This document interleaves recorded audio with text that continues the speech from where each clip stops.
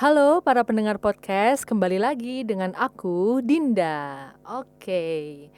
Jadi di episode kali ini aku tidak lagi sendiri karena di episode ini aku akan ditemani oleh seorang mantan mahasiswa ya. Mantan mahasiswa yang baru aja lulus nih di Universitas Pendidikan. Nanti sebentar dikenalin, waktu udah dikenalin nanti kasih tahu deh ya. Yang jelas dia dari jurusan Pendidikan Agama Islam. Nah, wah, jurusan Pendidikan Agama Islam. Langsung aja kita panggil ya. Joti. Halo Joti. Halo, balik lagi bersama saya. BTW bukan Universitas Pendidikan ya guys Iya, ya. salah ya aku ya. Universitas Insya Allah Islam. Insya Allah Islam ya. Jadi kayak nggak yakin gitu ya. Kayak gini nih Islam apa enggak sih universitas saya? Aduh, oke. Jadi kamu nanya kabar dulu deh. Kamu gimana kabarmu Jot hari ini? Ya, fine alhamdulillah baik-baik aja. Selagi masih bisa bernafas kan. Oh iya. Insya Allah baik-baik aja. Alhamdulillah. Oke, nah jadi dan sebenarnya ini bukan podcast pertama kita bareng ya Jot ya. Oh iya benar. Dan ini podcast kedua. Nah, mungkin kamu tadi belum kamu kenalan ya, maksudnya belum memperkenalkan diri kamu dari Universitas Insya Allah iya. Islam. Iya. Dan dulu kamu ambil jurusannya apa? Pendidikan Agama Islam. Oh, iya. Pendidikan Agama Islam udah lulus baru aja sih. Baru aja ya. Baru aja Lulus. Jadi masih fresh graduate bit nih. jadi sebenarnya ini calon guru ya sebenarnya. Wow.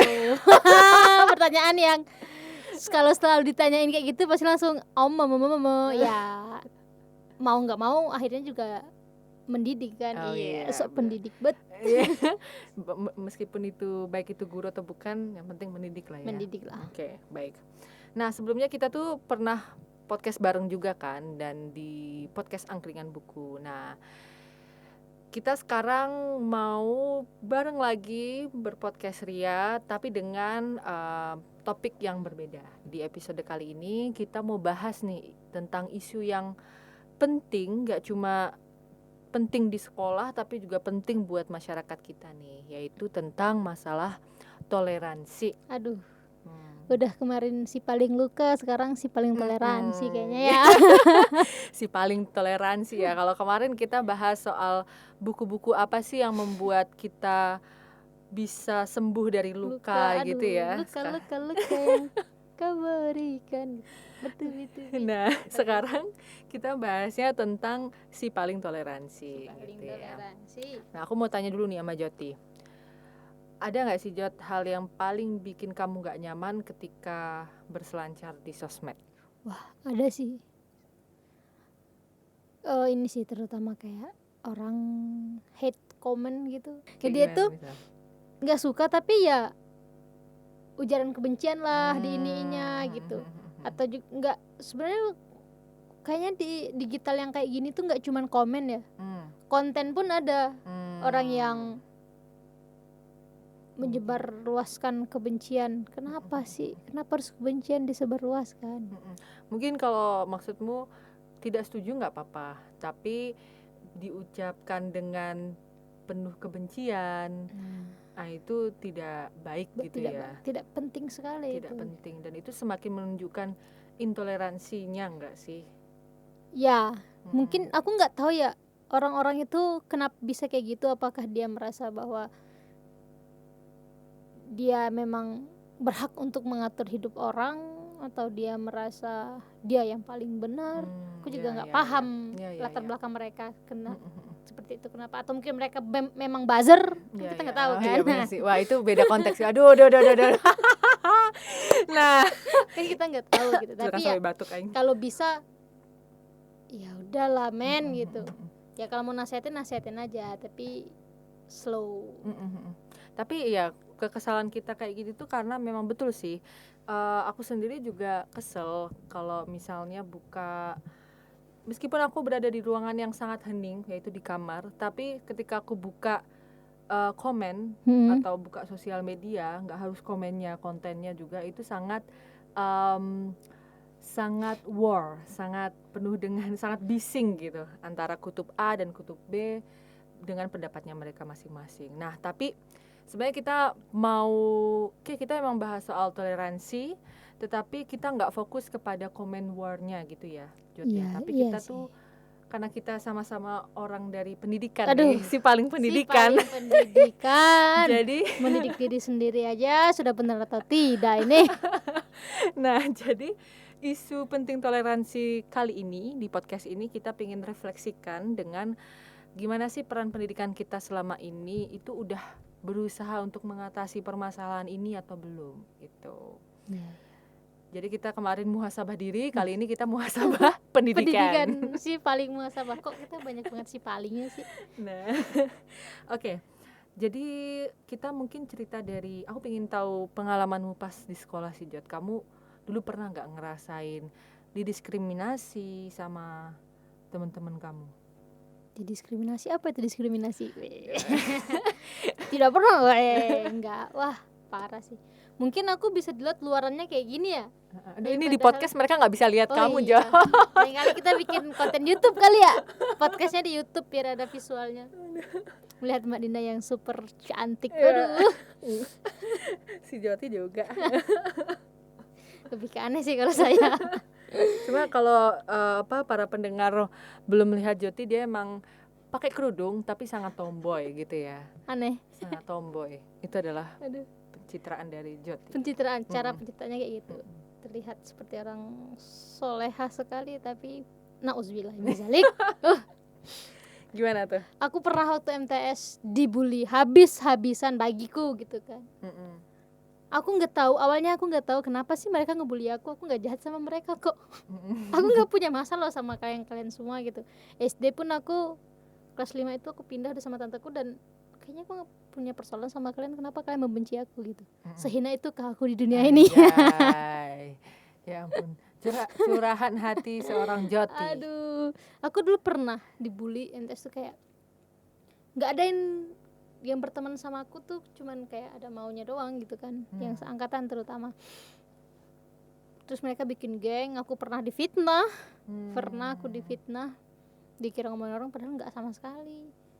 Terus akhirnya aku sering bolak-balik rumah sakit, sering sakit, pulang. Terus nggak punya sakit, alhamdulillah itu nggak ada sakit apa-apa, ada di ronsen dan sebagainya, ngabisin duit doang. Ternyata karena tertekan akibat dibully sama manusia-manusia itu. Jadi mereka kayak ngefitnah kamu, ngomongin kamu dari belakang. Ngomongin aku dari belakang. Kayak terus akhirnya udah kesini kebongkar. Kenapa mereka gituin aku gitu? Karena iri. Karena emang orang tuaku yang ngedidik aku tuh beda dengan orang tua mereka gitu. Aku manggil orang tuaku tuh ayah bunda. Nah, orang normal di sana manggilnya mak bapak atau apa, mak bak gitu-gitu kan. Bagi mereka aku terlalu anak mami gitu. Kamu asal Jambi? Oke. Asal Jambi. Konteksnya ini di Jambi ya? Di Jambi, di Mersam lah. Enggak lah, Sengkati Gedang, Sengkati Baru gitu lah. Nah, dibully aku kan manggil. Dan juga dulu tuh orang tua yang nganter nasi. Nganter nasi tiap kali. Orang tua bundaku tuh kalau nganter nasi nggak cuman buat aku sendiri. Ya lauknya nggak cuma satu lah, minimal 2 gitu. Ada lauk, ada sayur, ada apa, kadang ada cemilan gitu. Nah, kakak-kakak tingkat tuh pada deket sama aku. Aku juga nggak ngeh. Nah, mereka tuh merasa iri, mereka tidak terima dengan hal itu gitu. Dengan aku manggil orang tuaku, terus cara orang tua aku ngedidik aku beda gitu, mereka tidak terima, mereka merasa iri. Why gitu? Kenapa? Jadi tidak toleransinya di sini karena mereka tidak bisa menerima perbedaan kamu, perbedaan didikan orang tuamu gitu-gitu ya, dan interaksimu dengan orang-orang yang lebih open mungkin gitu ya. Oke. Yang lebih menerima, mereka mungkin tidak mempersoalkan itu gitu kan. Tapi yang lain yang mempersoalkan itu, mereka kayak jauhin aku sekolah cuman mandi, siap-siap tuh jalan sendiri ke sekolahan. Saking karena nggak punya temen gitu loh. Emang sendirian, nggak punya temen. Aduh, parah banget sumpah. Aku juga kenapa sih orang-orang ada apa anda? Jadi kayak ya Mbak Dinda deh, pernah nggak kayak gitu? Aku sih pengalamannya ya kayak gitu, karena gitu ya? Beda ya, aku tidak membedakan diriku di saat itu gitu, tapi mereka sendiri yang membuat hal itu gitu. Oke, nah sebelum ke aku mungkin aku mau nanya deh Jod. Kira-kira waktu itu BK turun tangan nggak? Nggak ada, Nggak ada. nggak ada. Nah itu maksudnya guru-guru tahu nggak masalah itu? Masalah perbulian Oh, ini gitu. kayaknya aku nggak tahu guru-guru pada tahu apa enggak ya, tapi kayaknya Hmm. ada yang tahu. Hmm. Ada yang tahu kalau soalnya gini, waktu aku difitnah itu aku nggak mau. Oh oke. Aku nggak mau. Wah, aku marah gitu kan. Terus dari kita samping kamar ustadz yang ini, ustadz Mm-mm. yang penjaga lah gitu, Mm-mm. disiram air dong Oh yang sebentar yang kena air? kita. Oh oke. Nah, karena emang salah kan, aku yang Karena salah ribut. terutama, aku ribut kan. Kakak kelas tuh tahu, Oke. kakak kelas tahu, tapi ya tidak menyelesaikan yang kayaknya aku nggak tahu kayaknya tidak diberikan, kita tuh nggak diajarkan, nggak diinternalisasikan dan tidak mengimplementasikan gitu. Kita tuh seharusnya kan kita pola pikirnya ditanamkan bahwa ya udah kalian tuh kita emang nggak semua orang sama gitu, kamu harus bisa sih untuk menerima perbedaan itu gitu. Artinya secara pembelajaran pun maksudmu tidak diusahakan untuk menginternalisasikan nilai gitu ya, nilai-nilai Dulu perbedaan gitu. Dan aku juga agak bingung, itu kok malah disiram, yang nyiram siapa itu? penjaga sebelah. Oh penjaga sebelah. Ya, karena emang biasanya gitu. Nah itu kan heboh ya itu, Hmm. disiram air. Nah itu guru-guru ada yang kayak datengin dan bingung apa yang terjadi gitu. Yang ada kita di ini malam besoknya. Mm-mm. Malam besoknya tuh kayak ada mahkamah gitu. Mm-mm. Nah, aku kena, terus disitulah dimulai. Oh. Kenapa ditanyain alasannya apa gitu, alasannya apa kok kalian bisa ribut, kok bisa berantem gitu. Oh oke. Penyelesaiannya dari mahkamah itu apa akhirnya? Aku nggak ingat ya apa ya. Akhirnya ya Temenmu dapat hukuman nggak? enggak juga. Ya kita dapat hukuman karena kita masuk mahkamah, bukan karena masalah itu. Oh. Gitu. Artinya nggak ada dari sekolah, nggak ada tindakan secara langsung ya untuk menyelesaikan, menuntaskan masalah itu gitu. Untuk misalnya harusnya kan kalau bayanganku ya namanya mendidik gitu, dan ini kan ada kesalahan nih. Kamu dan teman-temanmu yang membuli itu didudukkan di satu tempat, terus ditanyain, misalnya kamu ditanyain kamu diapain gitu, terus habis itu temenmu nanti ditanyain juga kenapa kamu melakukan itu kepada Joti, kamu nyadar nggak itu kalau misalnya kamu digituin gimana. Terus sebenarnya ada sih metodenya, aku lupa namanya ya, itulah itu metode untuk mendidik anak siswa biar mereka tuh bukan dia jera dengan kesalahannya, tapi tidak dengan dikasih tahu, tapi dengan lebih konstruktif gitulah, aku lupa namanya, nanti deh kalau aku pokoknya seingatku pas mahkamah itu cuman kita ditanya kenapa apa ya, aku menjelaskan dari sudut pandangku, temanku menjelaskan dari sudut pandangnya dia. Ya endingnya kayaknya kita dapat hukuman karena mahkamah itu nggak ada penyelesaian apapun sampai itu selesai pun dia nggak nyapa aku, nggak sampai sekarang pun nggak ada ini. Nah berarti sampai setelah mahkamah itu kan istilahnya usaha untuk rekonsiliasi konflik gitu ya. Nah itu nggak ada rekonsiliasi nggak ada, malah sama ya sekali semakin ini aja gitu. Nggak tahu kenapa. Nah mungkin itu gambaran dari salah satu gambaran ya dari Joti gitu ya, dan gimana sih sekolah keterlibatannya untuk menyelesaikan masalah tentang toleransi gitu. Nah Mbak Dinda deh kayaknya, kalau aku ya, apalagi pernah di negeri kanguru, bukan ya? Bukan. Kalau kanguru mah Australia ya. Oh, Australia. Kalau aku sebenarnya tuh aku juga pernah sih ngalamin diskriminasi, dan itu baik itu aku dulu kan juga pernah kan tinggal di Malaysia dari umur 4 bulan sampai kelas 4 SD. Nah, habis itu aku juga habis itu aku ke Indonesia gitu. Baik di Malaysia maupun di Indonesia, aku pernah mengalami diskriminasi atau bully gitu ya, yang jatuhnya pada tindak bully gitu. Masalahnya sama, baik itu di Malaysia maupun di Indonesia, masalahnya adalah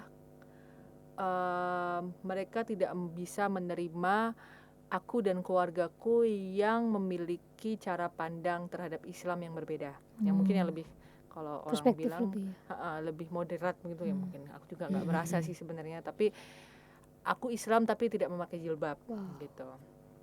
Kayak gitu. Dan keluargaku juga meyakininya nggak apa-apa, karena keluargaku meyakininya kamu pakai jilbab ketika kamu sudah siap, jangan sampai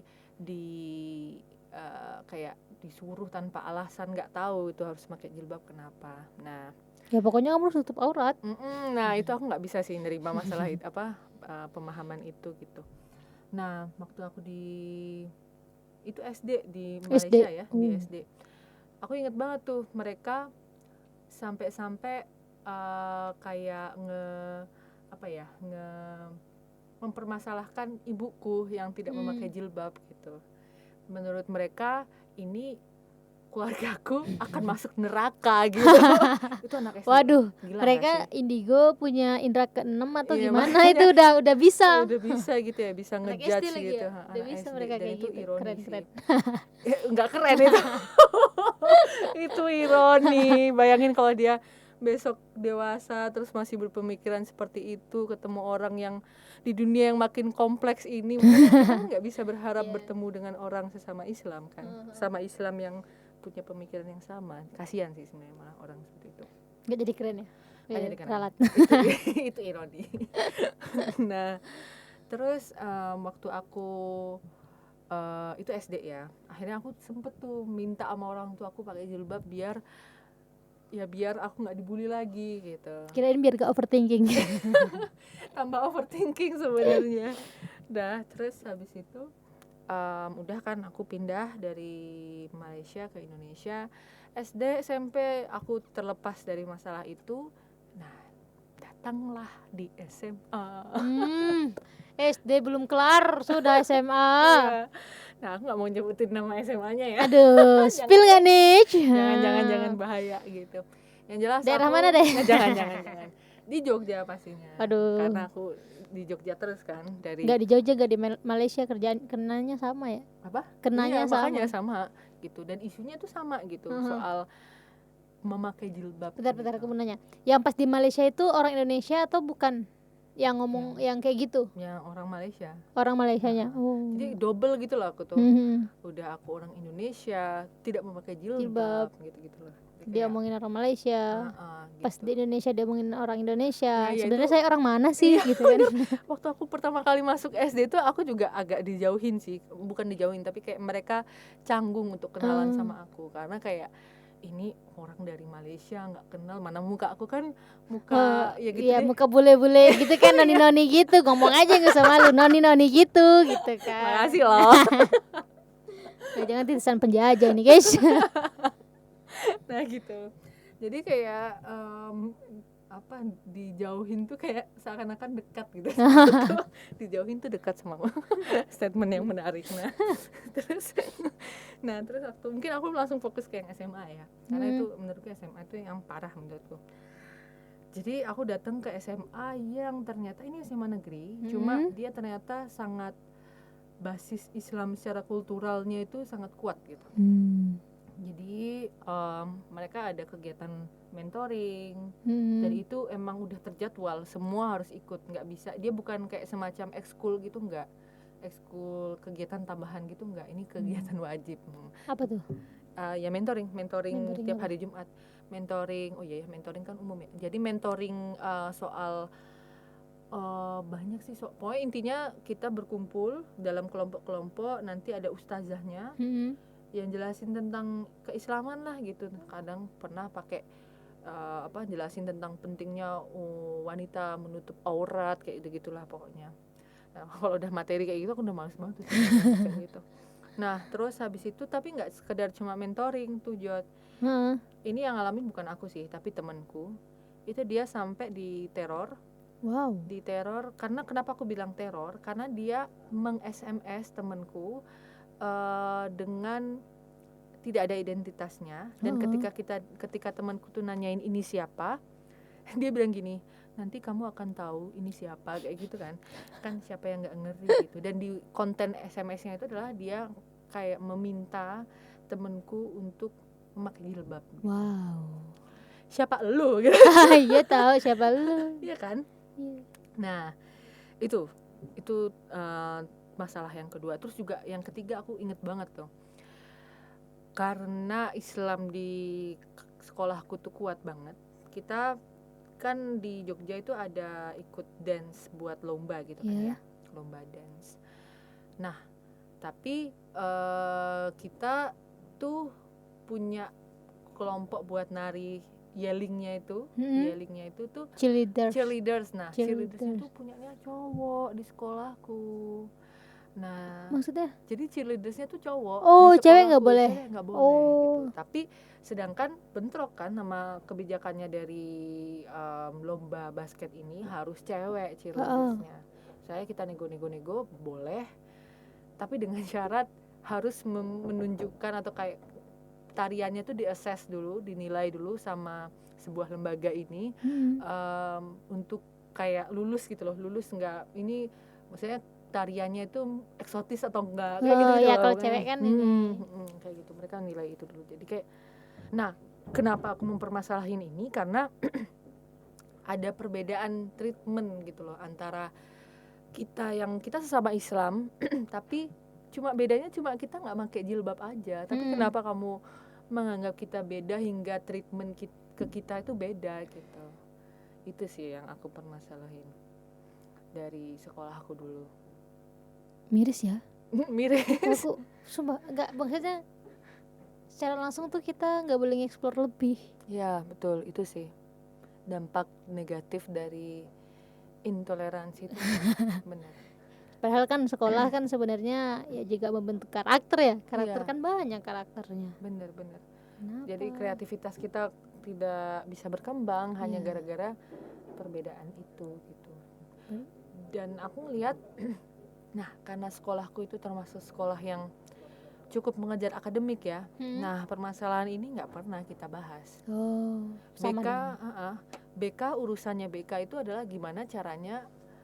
Jadi maksudnya bukan urusannya BK, tapi BK lebih concern kepada gimana si anak bisa mengikuti ujian dengan baik. Fokusnya akademik ya? Fokusnya tetap ke akademik. Jadi untuk masalah-masalah sosial kayak gini tuh kurang menjadi perhatian gitu oleh guru BK. Kayak gitu. Jadi aku keselnya di situ sih. Padahal ya. Nih, ini juga kenapa akhirnya aku kayak menelitinya tentang toleransi kan. Ya keresahan itu sendiri gitu. Nah, ya.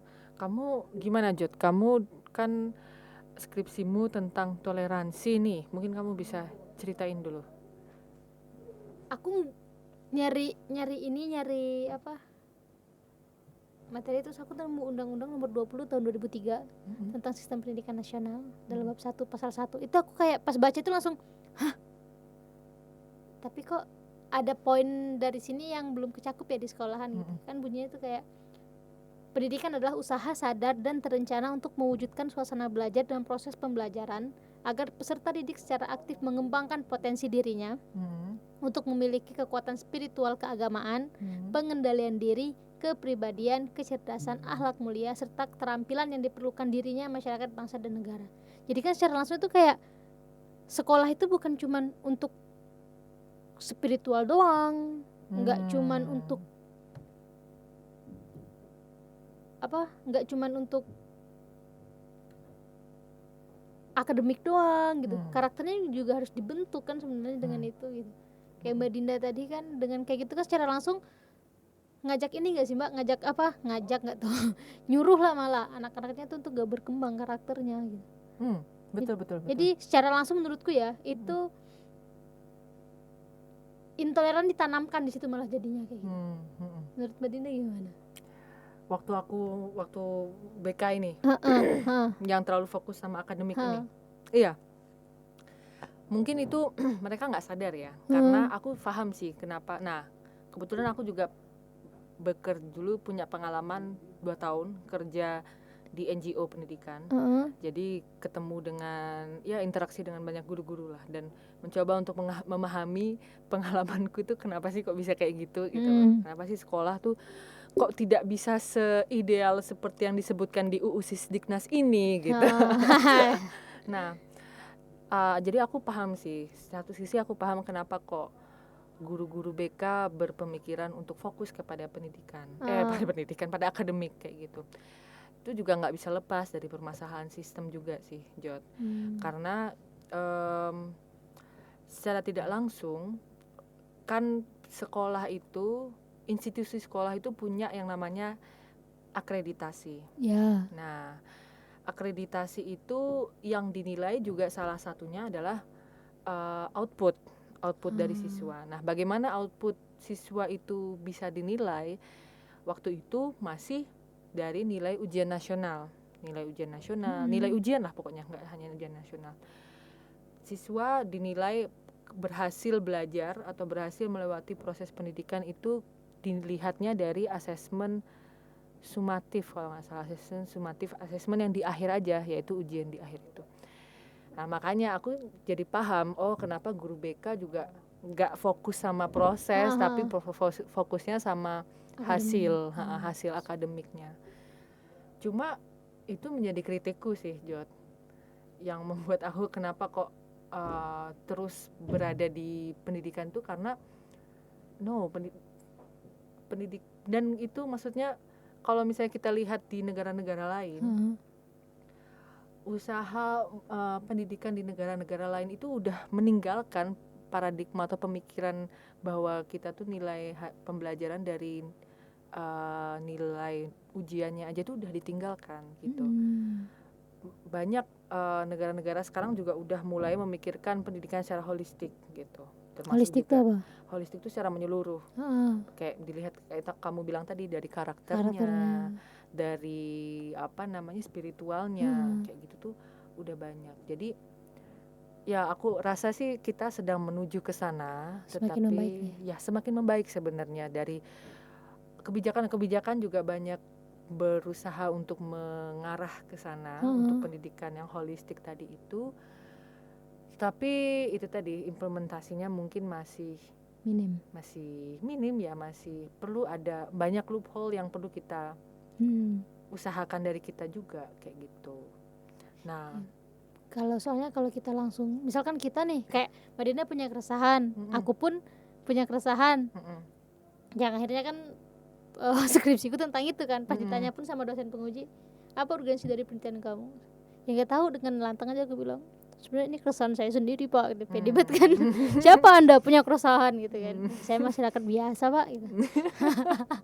Ya kan kita nggak, mungkin kita kalau untuk mencakup sistem yang lebih luas kali ya, kayak di atas kan kita minim privilege lah ya, betul. Masuk radio buku aja bersyukur gitu kan. Iya benar-benar. Ya kan dapat orang-orang radio buku aja menurutku udah wow gitu. Iya benar sih. Kita naik ke atas belum bisa gitu. Iya benar-benar. Aku setuju sih sama yang kamu bilang. Ya memang mungkin kalau kita bernegara. Nah ini menurutku nih salah satu kritik yang harus disampaikan dengan cara yang baik gitu. Aku boleh punya perbedaan cara pikir dengan pemerintah, yaitu pemerintah pendidikannya jangan jangan bertahan dengan pemikiran yang lama dong gitu. Ini ada loh pemikiran yang baru setelah aku belajar. Nah, tapi aku berusaha menyampaikannya dengan tidak membuat onar di sosial media, enggak. Karena menurutku itu tidak baik. Itu aku sama aja tidak toleransi dong. Ya sih, benar. Nah, jadi mungkin ini juga refleksi kita siapa sih kita anak muda gitu ya, anak muda bisa berkritik, tapi kita perlu juga untuk melakukan perubahan itu dari kita sendiri gitu. Ya nggak sih, Jod? Ya dari kita dulu. Kalau misalnya gini, kalau kita emang belum punya jangkauan ke atas sana ya kan, kita belum punya, ya kesempatannya mungkin belum datang lah, kayak Mbak Dinda mungkin kesempatan untuk langsung menuju Pak Nadiem belum ada, jadi bikin podcast pendidikan gitu kan, untuk bicara pendidikan dengan statement-statement yang Mbak Dinda punya gitu. Ya mungkin suatu saat dengan cara itu kita memulai suatu hal yang menurut kita ini positif dan bisa nih untuk kemajuan pendidikan kita gitu kan. Dimulai mulai dari kita sendiri gitu. ya mungkin kalau kita anak menteri bisa langsung ke atas kali ya. Iya benar. Tapi sayangnya dititipkan dengan orang tua kita, Iya, bukan dititipkan. sayangnya orang tua aku pemusik gitu. Nggak sayangnya sih, nggak sayangnya. Ya Tapi alam emang maksudnya ya. udah ditakdirkannya sebagai itu gitu. Jadi ya kita tetap bisa untuk melakukan sesuatu dengan cara kita sendiri. Ya, Gitu. yang penting cara itu tidak melukai orang lain. Betul. Mbak Dina, aku malah ngomongin ini ya, muhasabah diri lagi kan. Gimana tuh? Aduh, ngerasa nggak sih dengan hate comment kayak gitu? Nggak deh, nggak usah langsung ke orang lain deh. Kadang kita sendiri, atau aku aja kadang kalau misal lihat sosmed tuh pengennya leye ini. Tapi nggak semua komenan orang-orang tuh negatif ya. Ada yang malah lucu kayak bisa ngakak-ngakak gitu kan. Nah, kalau misalkan kita sendiri pun untuk mencemooh orang misalkan kayak tidak menerima perbedaan itu, kita sengsara sendiri nggak sih rasa batinnya tuh gitu. Gimana kalau kalau kita mencemooh orang, kita nggak nerima pemikiran dia, itu jadinya kita ini sendiri nggak sih kayak gelo sendiri, kayak nyakitin diri sendiri juga jatuhnya. Bener, karena itu kayak kita memendam emosi negatif kan. Iya, ke diri kita sendiri, dan itu nggak nyaman, kayak kita kepikiran terus, tapi kepikiran yang jadi backfire buat kita sendiri gitu loh. Bumerang. Iya, bumerang buat sendiri. Menurut Mbak Dinda nih, sebagai orang yang biasa-biasa aja dan memiliki keresahan dengan pendidikan, apa sih yang bisa, mungkin ini dulu deh untuk sekolah nih, sekiranya sekolah itu bisa seperti apa, sekolah itu gimana sih biar bisa ngimbangin karakter dan akademiknya gitu kan. Terus juga dan dari Mbak Dina sendiri untuk pendidikan itu Mbak Dinda berusaha seperti apa sebagai seseorang yang pengangguran kan sekarang? Iya benar. Kalau kemarin kan di NGO kan, jadi kan kayak ada legitimate ya, part of NGO. Part of NGO gitu. Kalau sekarang kan ya bergerak sendirilah gitu, bergerilya. Ya. Ya, jadi mungkin aku sebelum menjawab itu, kenapa kita perlu membahas itu, karena untuk menggarisbawahi dari pembicaraan kita hari ini, bahwa udah bahkan ada undang-undangnya dan bahkan ada program-programnya gitu ya, program-program untuk menjadikan pendidikan yang lebih baik. Tapi dari pengalaman kita itu sekolah masih minim upaya untuk menyelesaikan masalah seminim toleransi. Nah, di masa kita dulu. Sekarang kan nggak tahu ya, semoga bisa menjadi lebih baik. Tapi ambil contoh di masa kita dulu. Nah, jadi maksud kita dari pembicaraan kita hari ini tuh perlu untuk kita untuk memulai dari diri sendiri. Nah, berkaitan dengan pertanyaan Joti tadi, kalau dari aku sebagai orang yang biasa-biasa aja dan sekarang pengangguran, tapi aku merasa spesial karena aku memiliki keresahan. Oh, kirain gitu. Berasa spesial karena masuk radio buku dan mendapat ilmu di radio buku. Ya benar. Nah itu yang bisa aku lakukan adalah, contoh aku dapat resource. Keunggulannya aku sebagai pengangguran adalah aku punya freedom. Ya. Aku bisa ngambil ilmu dari mana aja, dan punya waktu turah-turah untuk melakukan itu. Nah, termasuk di radio buku ini. Ya. Aku belajar tentang gimana cara bikin podcast. Dan berangkat dari itu ditambah dengan aku punya keresahan yang melatar belakanginya, usaha yang aku bisa lakukan ya menyebarkan awareness tentang ilmu-ilmu yang aku dapat dari aku cari sendiri dan juga dari pengalaman aku sebarkan di sosial media itu, dengan tujuan biar publik semakin paham. Setidaknya aku bisa mengeducate publik sekitarku lah, teman-temanku atau teman-teman guru yang ada di sekitarku gitu. Jadi itu sih yang bisa aku lakukan dengan identitasku saat ini gitu. Dan seorang pengangguran yang punya keresahan gitu. Ya, seperti hari ini kita bikin podcast. Bikinnya sore-sore lagi.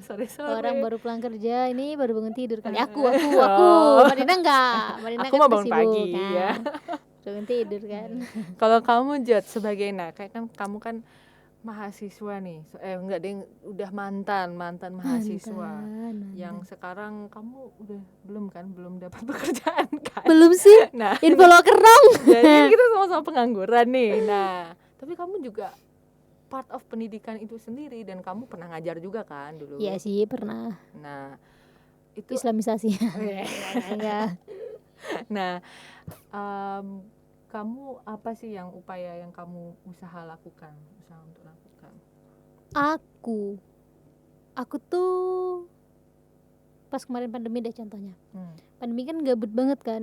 Udah di rumah ini, terus akhirnya aku ngide ngajak anak, pertama tuh anak saudara doang, masih saudara lah, tetanggain saudara, 2 orang kan, kita ngegambar.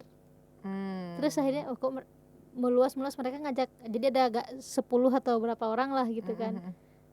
Terus aku mungkin kayak ya aku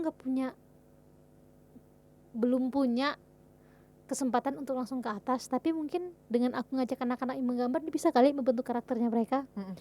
Karena krayon yang dibuat ngegambar itu kan terbatas, rebutan dong, biasanya anak-anak nih rebutan kan. Nah dengan disitu kan aku bisa ngajakin mereka untuk ngasih pemahaman tentang, ya nggak langsung toleransi adalah nggak gitu kan. Anak TK, anak SD gitu kan, paling dengan kayak ya kalau kayak gitu ini kan ada cuman satu giliran ya, kayak gitu kan secara langsung kan. Yang menurutku berefek. Mungkin sekarang kita nggak bisa lihat, tapi ketika mereka tumbuh, aku meyakini itu akan berefek sama mereka gitu. Untuk mereka lebih aware sama yang lain, lebih peduli, lebih nerima juga perbedaan yang ada dari mereka, berbaginya gitu kan. Betul. Dan mungkin kamu waktu itu, kamu kan berbekal anak di pendidikan ya, otomatis kan diajarin soal pedagogi gitu-gitu, dan kamu mencoba untuk menerapkan itu kan, benar ke anak-anak sekitarmu itu gitu. Jadi kamu gimana? Kamu akan tetap melaksanakan pendidikan? Aduh, saya bingung. Bukan menjadi guru atau gimana tuh maksudnya? Sulit sekali. Gelarku SPD. Banyak kok guru-guru yang dapat gelar SPD. Yang SPD tapi nggak mau jadi guru. Banyak.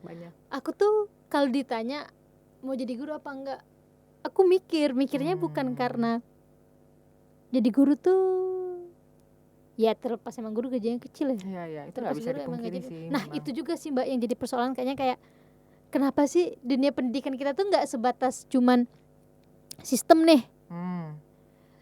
Kesejahteraan gurunya pun kok gitu. Ya, kok gitu kan. Padahal bukannya gimana, ada guru yang berintegritas yang kayak ya mau gimana pun aku ini, tapi kita juga nggak bisa pungkirin dong semuanya kayak gitu. Ada yang memikirkan untuk ya makan nyokolain anak gitu kan. Betul. Ya gimana gitu. Menurutku ya next episode lah kita bahas soal itu. Ya bisa. Aduh, takut saya kan. Aduh, mancing lagi saya. Aduh. Ya aku apa ya tadi? Oh, guru. Nah, aku tuh bukannya nggak mau jadi guru. Pola pikir mungkin karena aku orangnya bosenan. Kalau misalkan jadi guru harus guru yang kayak, mungkin beberapa orang anggap guru itu kamu ngajar di sekolahan, pulang pagi pergi sore, kamu ngerjain administrasi sekian banyak. Kalau bagiku nggak harus.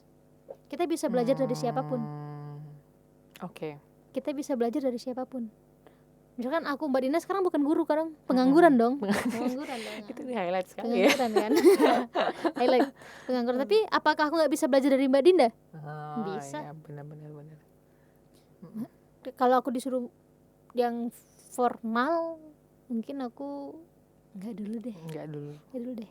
Karena emang aku nggak bisa yang monoton, ketimbang nggak maksimal kan. Intinya kamu ingin mencari yang lebih explore gitu ya. Mungkin dengan cara kayak kemarin aja ngajak anak-anak ke gambar atau ngomong-ngomong sama anak-anak gitu. Nggak yang terlalu serius formal. Aku nggak bisa yang kayak gitu. Kalau terlalu formal aku malah tersiksa. Iya, benar-benar. Tersiksa, aku nggak bisa yang terlalu formal. Kayak materi Mas Patrick kemarin kan. Gimana tuh Mas Patrick? Itu aku menentang dalam hati. Anjir, kok pembelajaran jadi didaktik sekali nih. Ini radio buku. Ini pendidik model apa ini? Jadul banget dah. Tapi ya ternyata dia ini sih kita kena prank gitu. Mau jadi YouTuber dia. Ya, Bang Patrick, selamat, semangat Bang Patrick. Aduh, oke deh. Nah, jadi itu dia ya, Jod, ke pembicaraan kita hari ini. Karena secara tidak sadar ini udah 40 menit 20 menit ya kita Allah. ngobrolnya. Jadi, nah, tadi sebenarnya kita kan mencoba untuk merefleksi ya, muhasabah tentang pendidikan kita tuh seperti apa dan apa yang bisa kita lakukan gitu ya secara tidak langsung dengan peran kita saat ini yang bukan siapa-siapa ini gitu.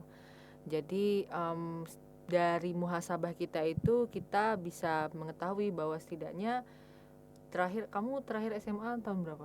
Terakhir SMA 2017. 2017 kan. Nah, berarti sekitar tahun 2017 lah at least itu masih banyak atau masih banyak permasalahan tentang toleransi dan itu peran sekolah, maksudnya guru atau guru BK itu kurang memiliki concern ke sana. Dan itu adalah wajah pendidikan kita at least sampai tahun 2018 ya. Pengalaman kita dulu gitu. Semoga sekarang lebih membaik. Semoga sudah menjadi lebih baik. Tapi sebenarnya kalau kita dengar berita lagi makin banyak sih masalah kekerasan gara-gara senioritas. Jadi kayak aduh aku lupa. Pokoknya beberapa waktu yang lalu, kayak bulan lalu deh, itu ada 2 permasalahan sampai anaknya itu di pesantren itu sampai si adik kelasnya itu meninggal gara-gara masalah senioritas kayak gitu. Wah, itu karakter penting ya, itu wajah pendidikan kita bisa dibayangin lah ya. Keseramnya. Nah, terus juga di akhir kita juga memikirkan terus gimana sih yang bisa kita lakukan yang secara kita nih pengangguran dan juga bukan siapa-siapa tapi udah sosokan mikirin kebijakan gitu. Iya, sosok banget kita mikirin negara ini, mikirin diri sendiri loh, besok makan apa, beli bensin pakai apa, BBM naik, pertalite-nya naik. Mulia sekali kita. aduh, udah pertalite naik, boros, mikirnya negara ya otak. Ada jambinya keluar deh nih. Nah, tapi ya menurutku itu perlu sih Jod kita mikirin itu karena aku sih masih yakin kalau kita itu bernegara dan kita harus mikirin soal itu gitu. Kalau aku sih atau mungkin itu bentuk peduli kita kayak gitu. Benar. Saya kalau kita nggak mikirin, aku sih mikir anakku sih, bukan mikirin negaranya. Iya benar. Mikirin anakku besok. Setidaknya orang-orang terdekat kita lah. Benar. Orang-orang terdekat kita. Kesejahteraannya menjadi tanggung jawab negara ya gitu. Kita harus mikirin dong gitu. Itu sih kalau aku. Aduh. Itu refleksi. Nah, kayaknya ini kita udah kebanyakan banget ngomong guys. Jadi kita langsung tutup saja dan kelihatannya Joti juga sudah lelah. Aduh. Gitu ya. Tapi meskipun dia lelah, dia masih ada pantun nih buat kita. Saya yang dibebankan oleh pantun ini untuk penutup. Iya, gimana tuh Jot pantunnya? Hari Minggu bikin podcast. Anjay. Udah dulu ya, kita mau minum es. Nggak nyambung bet. Sekian. Terima kasih. Dadah. Sampai jumpa di episode berikutnya. Bye-bye.